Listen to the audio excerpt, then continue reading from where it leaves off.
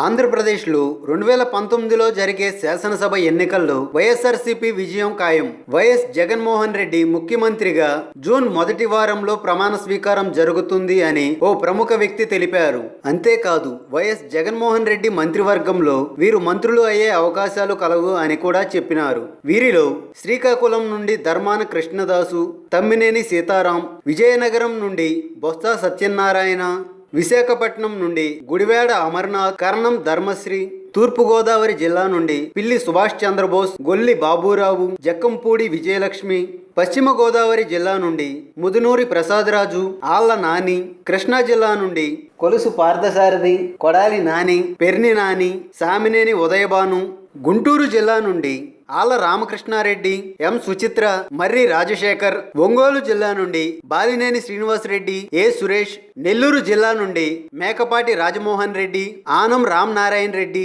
కడప జిల్లా నుండి శ్రీకాంత్ రెడ్డి, కె శ్రీనివాసులు, అనంతపురం జిల్లా నుండి జొన్నలగడ్డ పద్మావతి, విశ్వేశ్వర్ రెడ్డి, కర్నూలు జిల్లా నుండి జి చరితారెడ్డి, శిల్పా మోహన్ రెడ్డి, చిత్తూరు జిల్లా నుండి పెదిరెడ్డి రామచంద్రారెడ్డి, నారాయణ స్వామి, డాక్టర్ సునీల్ కుమార్, స్పీకర్ గా ధర్మాన ప్రసాదరావు, డిప్యూటీ స్పీకర్ గా బోమా కరుణాకర్ రెడ్డి ఈ విధంగా ఉండవచ్చు అన్నది వైఎస్ఆర్సీపీ పార్టీ వర్గం ఆలోచనట. హాయ్ ఫ్రెండ్స్, మా టుడే టుమారో యూట్యూబ్ ఛానల్ చూస్తున్నందుకు చాలా థ్యాంక్స్.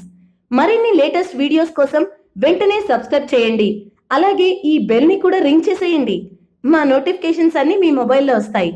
అలాగే మా వీడియోస్ మీకు నచ్చితే లైక్ చేయండి, షేర్ చేయండి, నచ్చకపోతే కామెంట్ చేయండి.